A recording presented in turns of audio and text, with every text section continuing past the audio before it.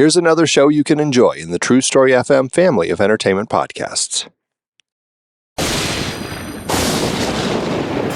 What's up, Supernatural superfans? I'm Chrissy Lenz. And I'm Nate McWhorter. And we're the host of Gang That Drink, a supernatural drinking game podcast. It's the podcast where we make up drinking game rules for a favorite episode of our favorite show, Supernatural. We recap the episode for you and let you know how all the rules played out. Then we let you know the drinking game rules for the next episode, so you can play along. Plus, members get every episode early and ad-free, with some extra bonus content chit-chat at the end of each episode as a member exclusive. So download Gank That Drink, a supernatural drinking game podcast wherever the finest podcasts are available. And or become a member at truestory.fm/gankthatdrink. And when you're out there in the world saving people and hunting things, you know, the family business. Keep the Gank That Drink motto in mind. Be excellent to each other and party on, dudes.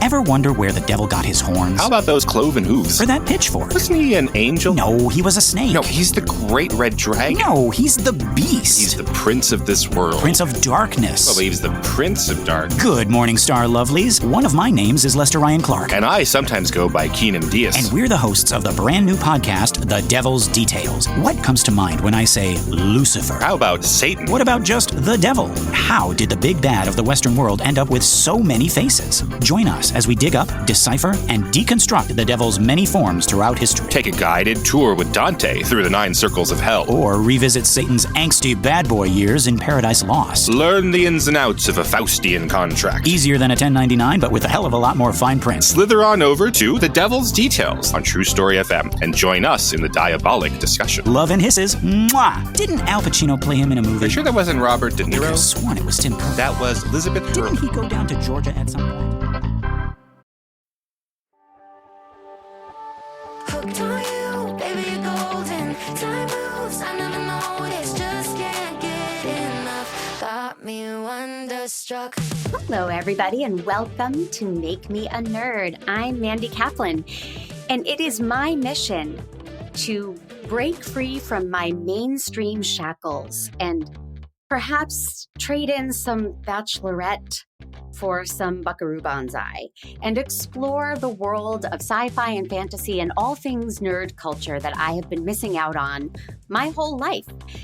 I cannot do this alone. I've been honored to have many wonderful friends and guests and colleagues expose me to, as I said, buckaroo banzai, Supernatural, Doctor Who, Star Wars, Legion, all of these things that I have somehow passed me by my whole life.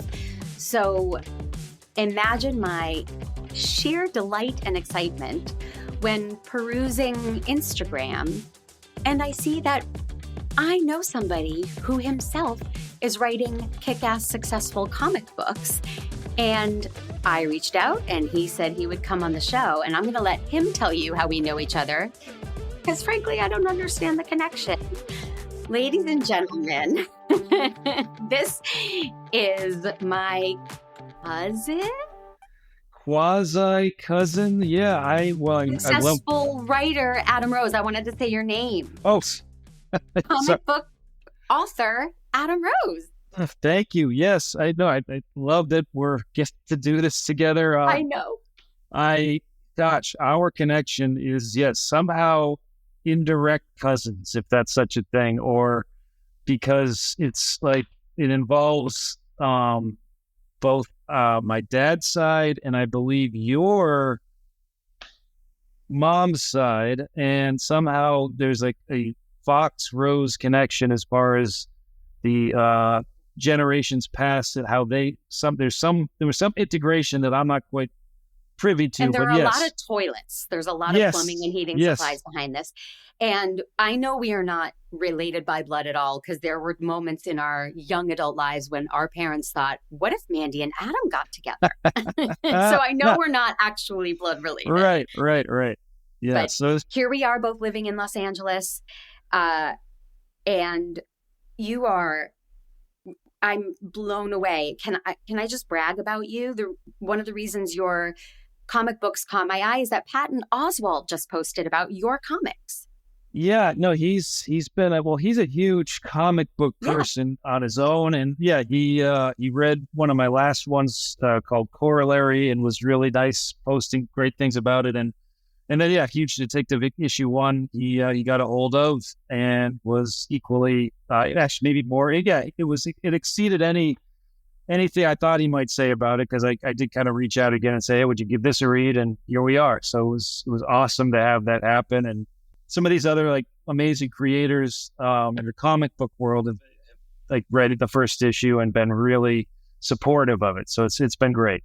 So that's a new series, Huge Detective. Yeah, brand new. Issue 1 came out 2 weeks or no, 3 weeks. No, 2 weeks ago, because issue 2 is coming out September 18th. Okay. So this will probably air just after issue 2 comes out. Okay, there you go. Everybody order issue 1 and issue 2, Huge Detective by Adam Rose. And how did you, I ask how you got into comic book writing, did you grow up into comics? Like, what is your background with all things nerd?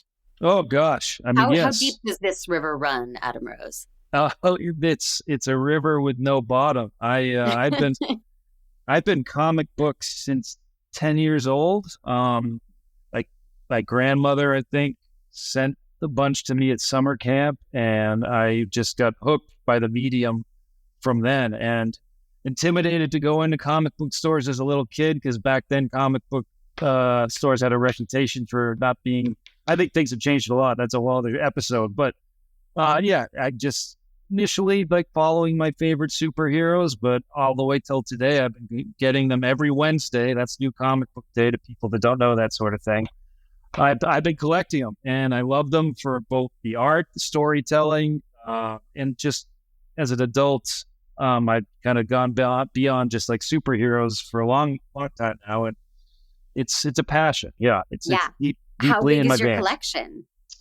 Well, that's an interesting. That's a personal question, right? That is it's it would have been a lot bigger if 10 years ago my collection was not stolen from me on my birthday. And that point I had about 6,000 of them. Wow. And they were all stolen. I made like KCal News and all these other like outlets for just I guess as a, I don't know, some kind of just human interest story, but like someone broke into your home? Yeah. Oh, I'm so sorry. Yeah. That did happen on The Housewives, but go on. But that didn't stop. I mean, I still love them, and I didn't want to stop reading them. And so, I guess I still have quite a few at this point. And I'm also I'm not a Kindle person per se. Like, I still like having a book or comic book in my hands. And that's, every week I still get my stack from my local store.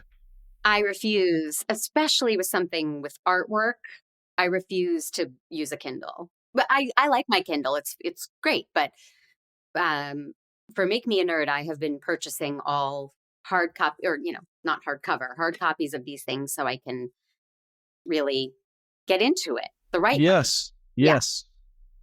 Yes. So no, they're still going strong for me, comics. And are there other things you're into? Star Wars, Star Trek, Dungeons and Dragons? Oh God, yes. Okay. All of it?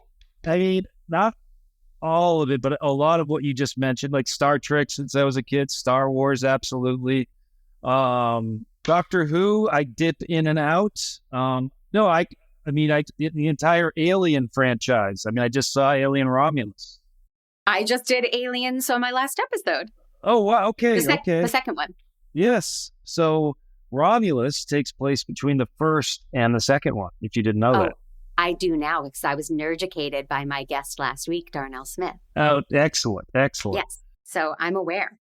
So, I mean, I guess there aren't, even Dungeons and Dragons, I would love to have the time to do a campaign with people, but I guess I don't. I'm like Game of Thrones. Yeah, anything like in the science fiction, Made a lot of times stuff that started as like novels or comic books or graphic novels because I probably read it first. I mean, like the Foundation series by Isaac Asimov that's on Apple Plus. Great TV show adaptation. His name appears in my crosswords all the time. Isaac Asimov. That's how I know who that is. He is just like the Watchmen, a multi Hugo Award winner. Okay. So what made you choose the Watchmen? When I messaged you and said you want to do the podcast, you said, I think it would be cool to have you read comics, and you picked this pretty quickly.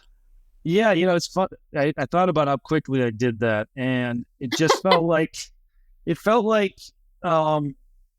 the one, if you're, especially with what you're kind of, make me a nerd, it felt like the one I was pretty darn sure you would never have read, maybe even not heard of, but at the same time, it's the most game-changing graphic novel, so some would argue, other than Mouse and The Dark Knight Returns, it's the first graphic novel. So having you, and just, there's so many other ways that it's changed our pop culture in general. I mean, it's a touchstone in a lot of different ways. I'm torn between saying explain why and diving in and having that why it's a game changer seep into our conversation. I think we're going to do the latter because there are so many points I want to make and questions I have about this. This was daunting. I dipped my toe in the shallow end with Superman Smashes the Klan. That was the first graphic novel. Although I think I read Mouse years ago. When you said Mouse, that resonated. I think I did read that. But so to go from Superman Smashes the Klan to this sucker was extreme. Yes. Right? I mean, very different, very dense, tonally very different. I spent a large portion of this utterly lost. That's fair. Oh, thank you. That's... I'm an idiot, but why are we back at the newsstand? Who's this guy? I was so lost. Do people know the Watchmen? They must. This is iconic stuff. It's not like, yeah, people are going, what's that? It's right? it's been in the New York Times top 10 for since it came out. It's never left. It's constantly being reprinted, which is a whole other sub story about the creator, Alan Moore, who rejects all things comic books because of the deal he got on this. That might be too deep in the weeds a story, but for you, yes, that was the other thing I realized. Oh boy, did I give her something that's... it is totally normal that you did not, that you're confused. I've read this at least 8 or 9 times, and I find something new every time I read it. So that's part of the joy, but also, yes, if you're not someone that's even, let alone used to reading any comic book, which takes its own muscle to kind of build up. Right. I think this is as dense as it gets. This is Thank taught you so in grad much school. for saying that. Thank you. I reminded myself, it's like if you're watching Murder on the Orient Express, the first time you watch it, you're not following, you don't know who the killer is. Then once you get to the end, upon a second watching or second reading, you pick up on all the clues and you're like, that's why we had to learn about that background. That's why, right? You can't really know that the first time through. And a lot of my questions were answered by the end, but I just felt like a dope reading this.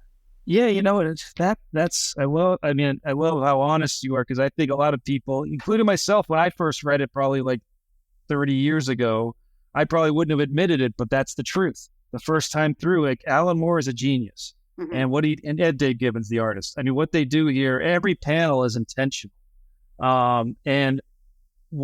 But it does, you need to read it at least more than once. Anyone that says that they understood it all from top to bottom the first time through, my hat's off to them. That's incredible, because there's so much going on. There's so many layers. What he's just doing, this book exists in a way that is what is possible in the form of a comic book. It's so inspirational for comic book creators even today, because, comics as a form, what they allow a person to do it's like having an infinite budget for a movie. And so everything that happens, just from perspective to point of view to what you see from the last panel on one page to the next, it's all like poetry in motion. Well, but a movie without a budget is a great analogy. And it's the same reason why Family Guy and Simpsons can get away with things that sitcoms can't. Because it's animated. You can do whatever the hell you want. And my favorite parts of this book were when it switched from comic book to newspaper article to unpublished autobiography or memoir. It's really interesting. I don't know how you would achieve that cinematically or in another form, but this book it comes to a complete halt and takes you on a journey through, a fictitious newspaper or Hollywood interview. It's that those things were so cool and they really kept me informed. I needed those to go back to all the blood and the action because I was lost. And then those things were like the markers on my trail to keep me on the path. Does that make sense? It does. And, that the main one, the one about the pirate, is actually like a metaphor for the story of the Watchmen, like, with those characters, like what the pirate characters go through. And that's a kid reading a comic in this comic. And if you notice, even the coloring of those are made more like dotty, sepia. like, yes, to They're make it sepia. look. But I didn't understand. A lot of my questions are, who is talking in the sepia torn up block? I didn't know that until you just said it's a kid reading a comic. I didn't know it. Well, the character is the pirate, yes. But the fun fact about that is that Alan Moore and Dave Gibbons originally had this as a 6-issue story, and DC said, no, we have you on contract for 12 issues. And they needed to have some filler. But it turns out that filler, like everything you just mentioned that you so appreciated and were thankful for, Alan Moore acknowledges that's what turned this from a dark, gritty superhero turned on its head story to one of the most profound graphic novels in the last 50 years. I so appreciated those breaks in format. They keep you on your toes, too. Yes. You can't really tune out when you're like, wait a minute, what happened to the pictures? Where am I now? The essential story, and I'm going to botch it, but the Watchmen, there's a group of people who decide they're going to dress up as masked vigilantes and try to clean the streets of crime. But then the havoc ensues with their personal relationships, and one of them branches out and becomes the ultimate villain, right? And and then there's generations of these people. So the originals have kids who become they're not called the Watchmen, are they? This group? This group was the Watchmen. Before that was the Minutemen. The Minutemen, right. Yep. So that's the essential story. But within that are so many personal stories of these people who became these vigilantes.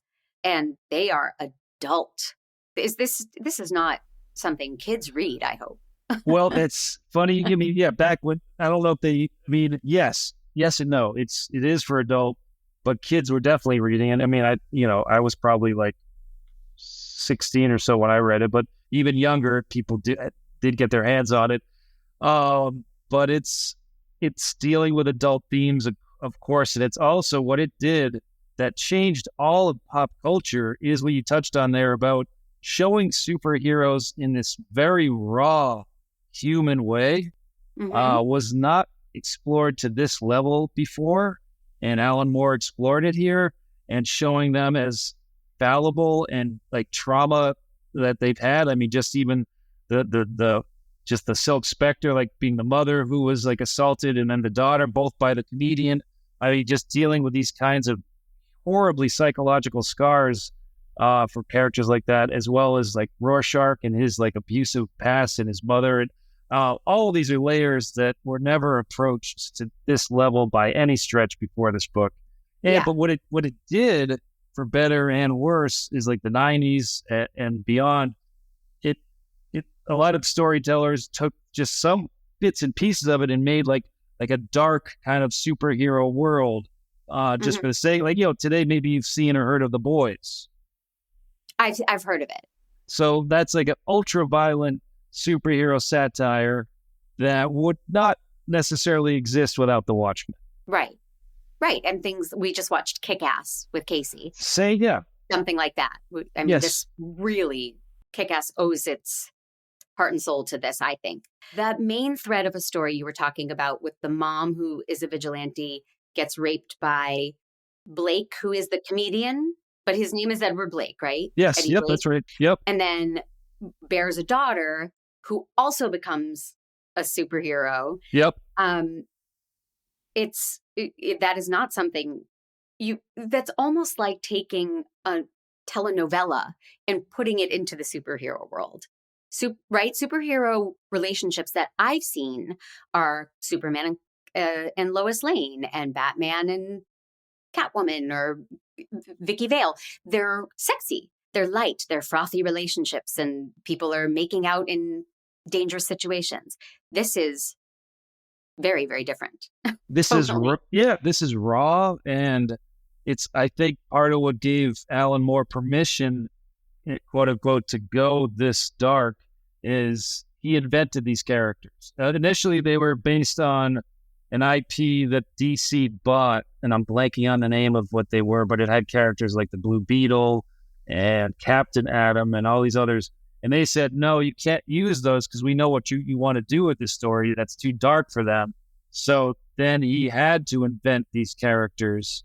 And therefore, because they were his, he was able to go to these places that you could never go to with Batman, Right. Wonder Woman, Superman.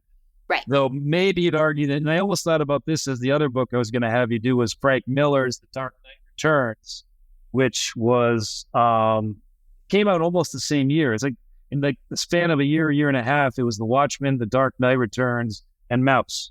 What year was this? Like 88, 89, or somewhere in there. I'm trying to think of what was going on in the world that this was the reaction to it. I mean, it's post-Reagan. Well, Alan Moore was deeply influenced by Thatcher and Reagan. And those, there's definitely that. I mean, that's a whole other podcast or two about just the historical context, like that 80s political corruption. And, the catchphrase in here that I'm probably going to butcher, like, who's watching the Watchmen? That's like, who's pulling the strings? Who's in charge of these? And so, and in the end, the only two that are still working are, who are they working for? The comedian and Dr. Manhattan are working for the government. This is not a political podcast, but this was so relevant to what we're going through now. There is a red menace threatening our democracy and our freedoms and our personal safety.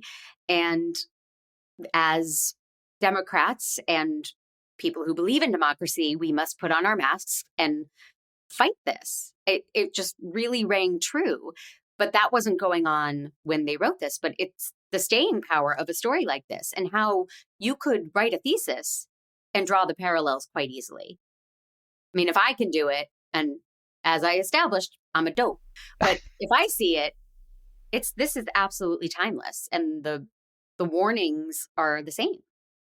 You're spot on. I mean, and you probably didn't catch, I didn't catch it till maybe my second or third read, but it also deals with that in a very inventive way where in this alternative universe or timeline, Richard Nixon is in his third or fourth term as president.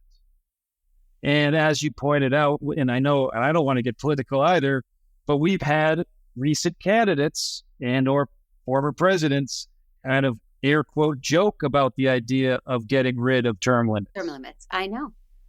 Oh boy. Okay, if we can go in order with my brilliant observations and questions a little bit. I'm not going to get too in the weeds, but I mean, overall, everyone should read this. This is, I don't quite know what the word seminal means, but this feels important and moving and scary and well done. So, I mean, I'm going to go on a limb and say it's really good and everyone should read The Watchmen, which I don't think I want to see the series because this kind of violence is disturbing to me. And this is about all I can handle on the written page, When I'm reading graphic novels, as I'm going to be doing more now, how much investigating do I need to do into each panel?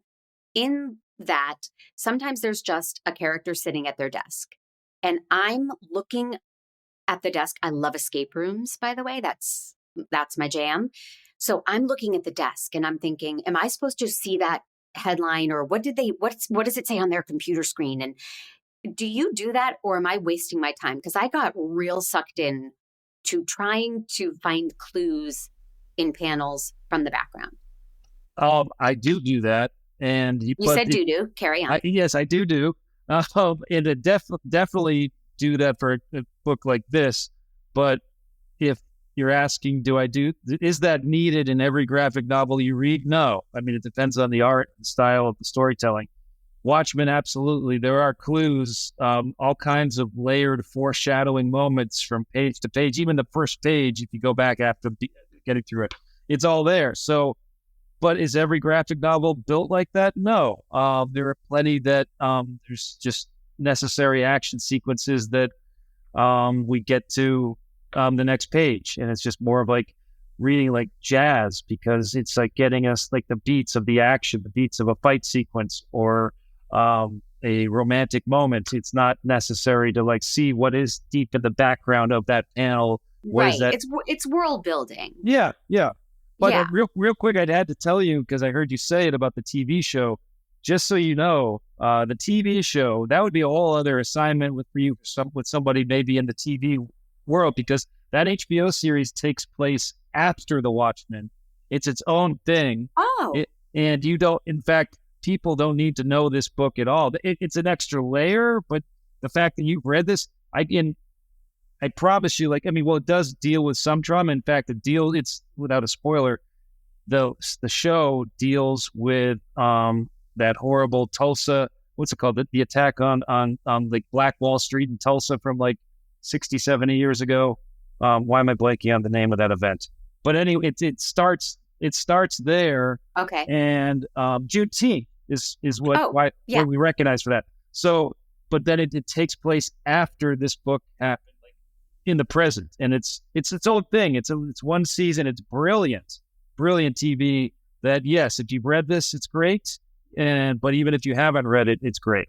All right, good to know. And I had a thought at one point, like I could just watch the TV show.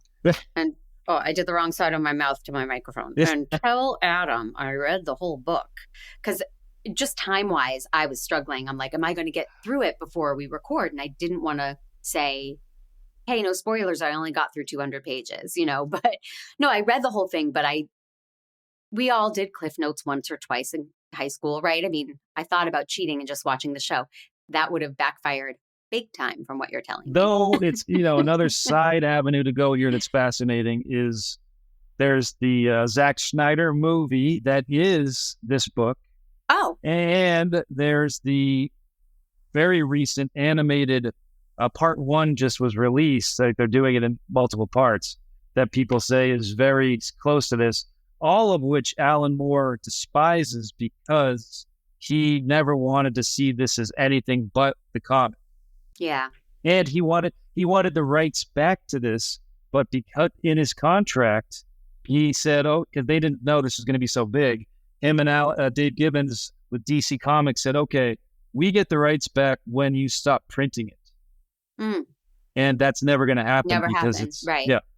Tangent, would you be thrilled or would you feel compromised if your comics were made into TV or film? I would be thrilled, but I will also say for me as a comic book writer, when I went in writing them, I wasn't thinking, this is going to, I hope I get to have it turn into this. I wrote it as a comic first and foremost. And there is a difference. Some people might disagree with that. And there are plenty of like maybe screenwriters that suddenly convert something to a good graphic novel or not so good. But if you're asking could I see one of my things become like huge detective? Absolutely.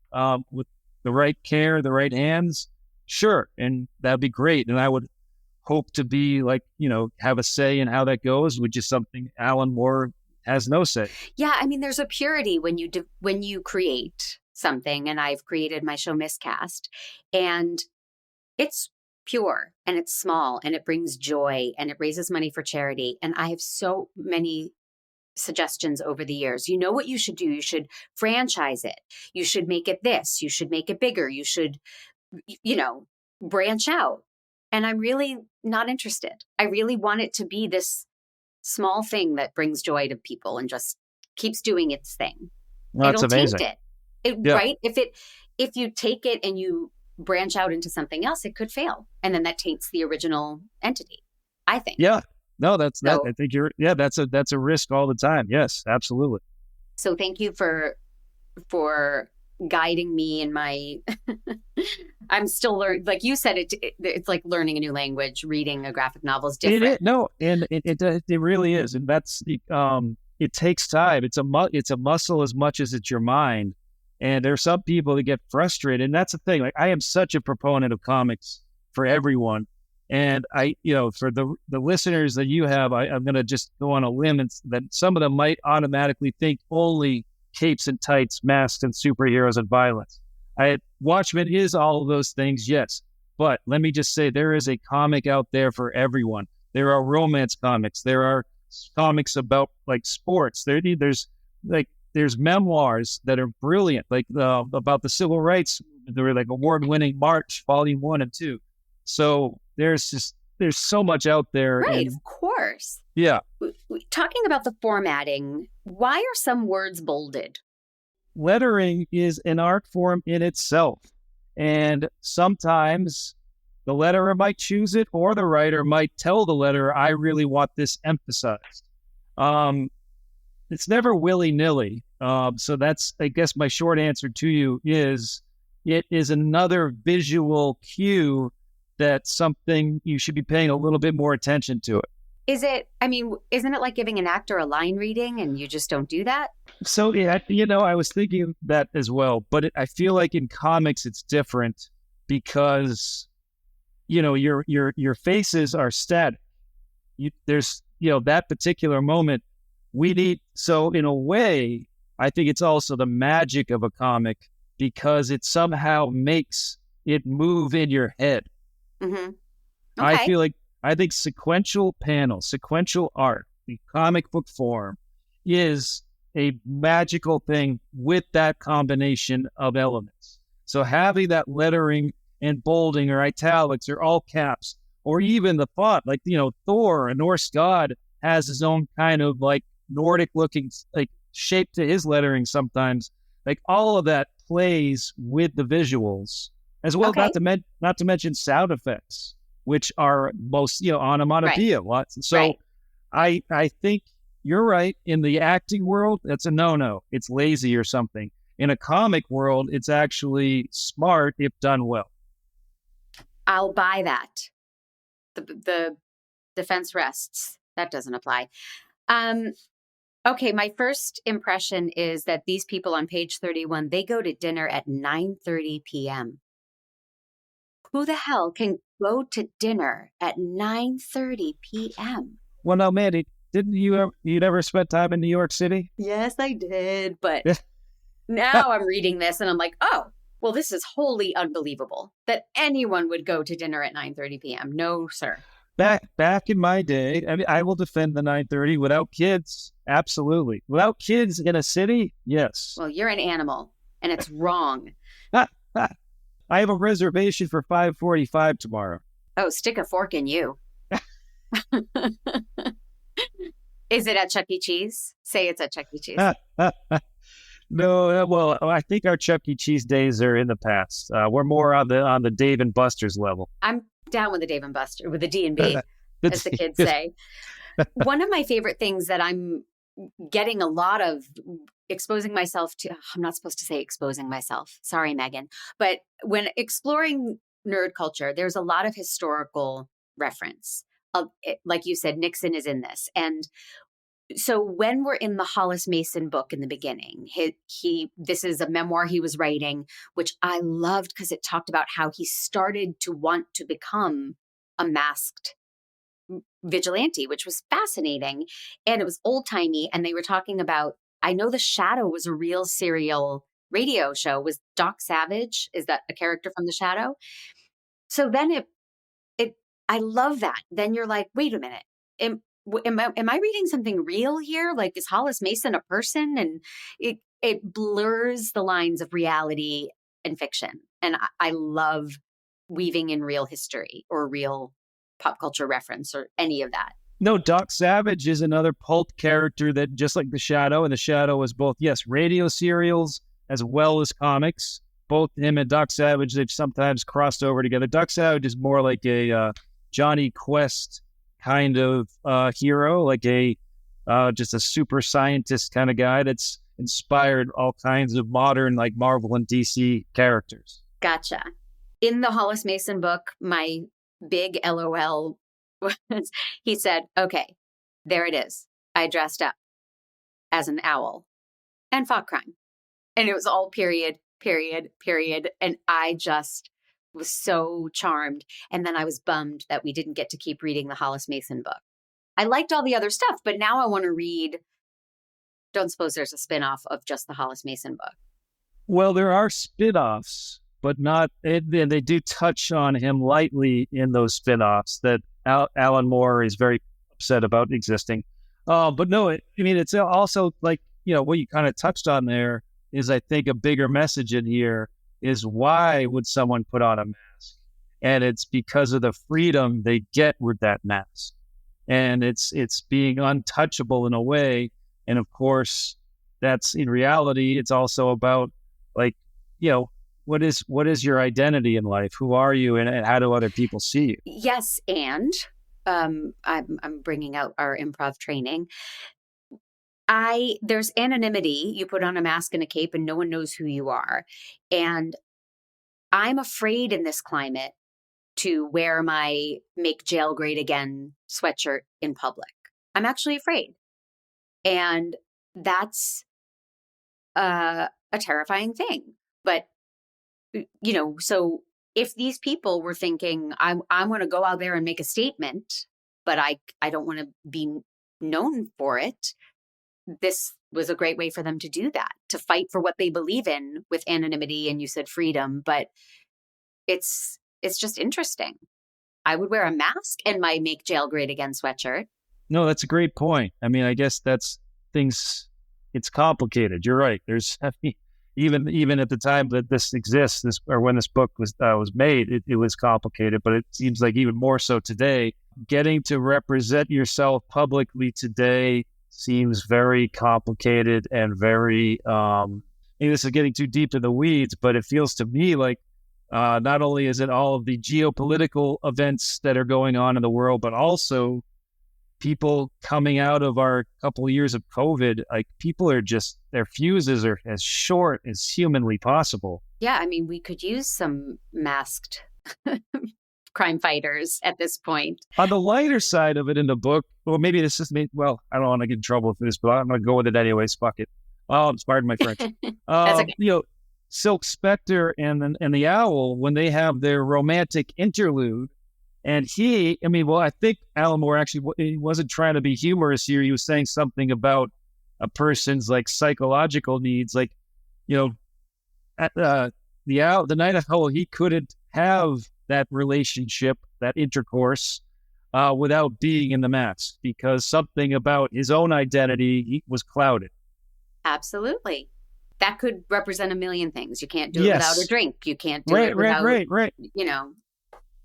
So basically it's just a drink, I guess, for me. Now, speaking of doing it, I'm going to jump to the end here. So Dan and Lori are the next generation of crime fighters. They see genocide, an actual genocide in New York City, and then they do it. I can't do it after I have Indian food. What world? Talk to me about that. That is so twisted. I understand clinging to each other and all of that, but they literally look at the carnage and then their response is, let's have sex. I think it's great that you point that out. And I yes, I've read this many times, but I'm sure there are Alan Moore like experts with PhDs that will maybe disagree with me here. But I think what that's about is when fate, he's showing us the ugliness of what his view on like the superhero genre is, and having these two characters who we do kind of care about and we do sympathize with resort to this because it's almost acknowledging how powerless they are and how there really isn't anything for them to go do about any of that. Now, does that explain why they go straight to the lovemaking? No, but I think that's him showing perhaps their shallowness and that they're self-absorbed. Like, well, we have to feel good if everything has gone to shit. Okay.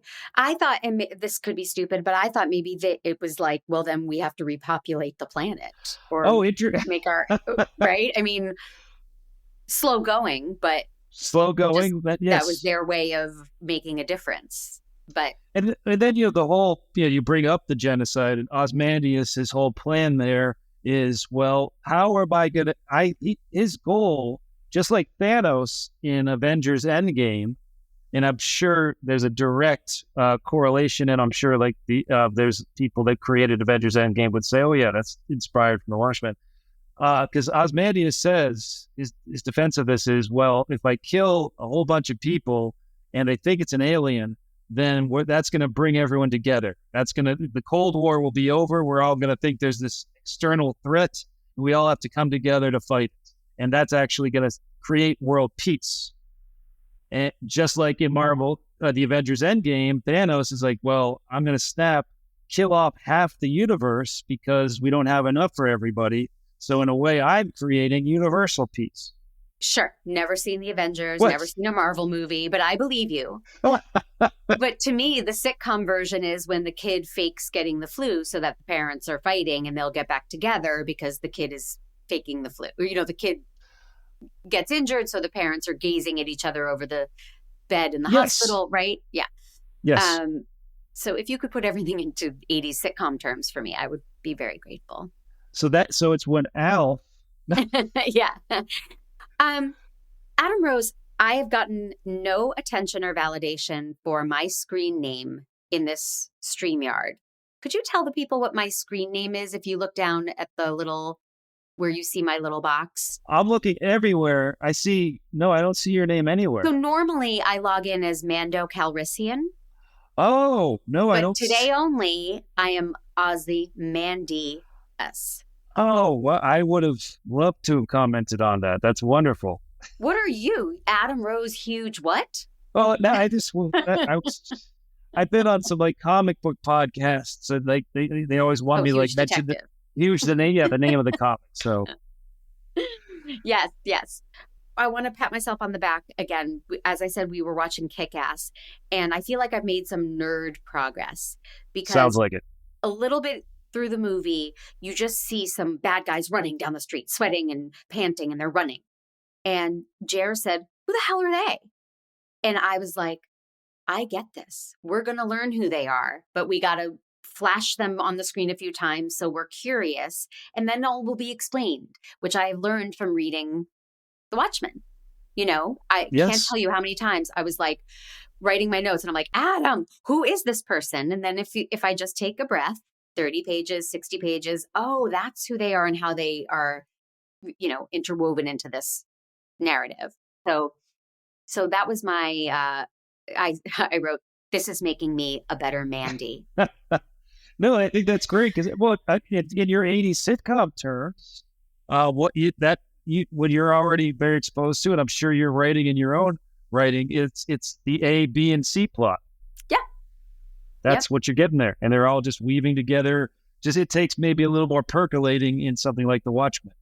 Yeah. I mean, and I think D, E, F, G, H, and I plots also in yes, here. Yes. But it makes sense. You said this was 12 installments, right? Yeah. And now it's one. So it would obviously, in a way, I would rather have parsed it out in over 12 installments than binge it because then I think it has time to settle. And when you come back to it, you're like, oh, right. That happened in Vietnam. And, it's. Yes. So that would have been interesting too. But I binged it. I did it all. And we are done talking about it unless you have any other last words about the Watchmen.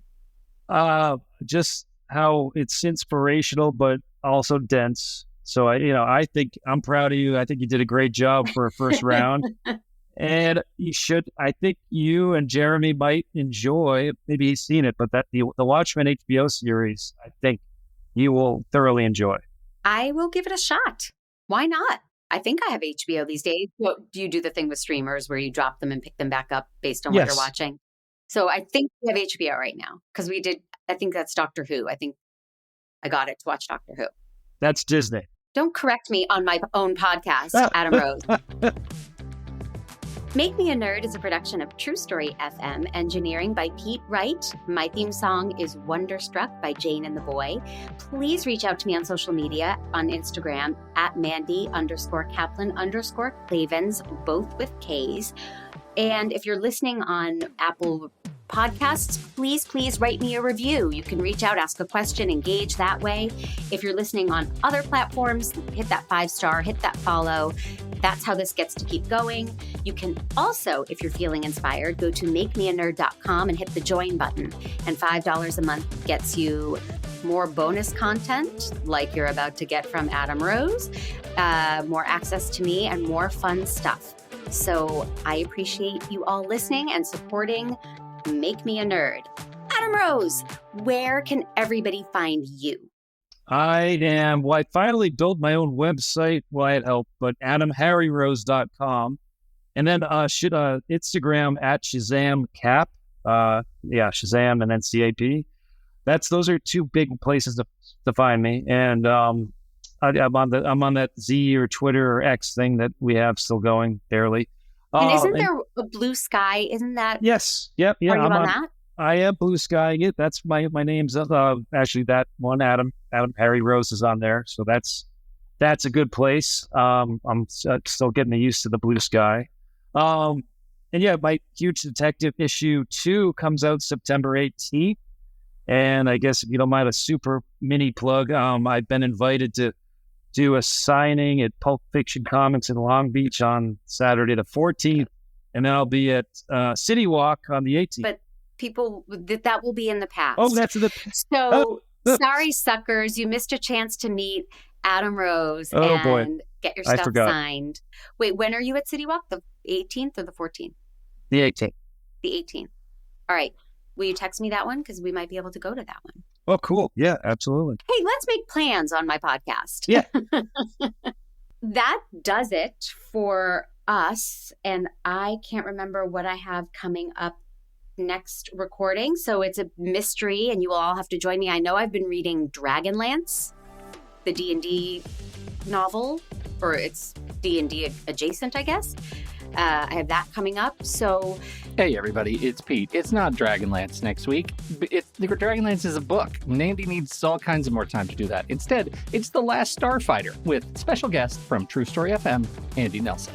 If you are a member, you're going to hear a bonus interview with Adam Rose. And if you're not a member, you got to go to makemeanerd.com and hit the join button. And then you can dive deeper into his successful comic book career.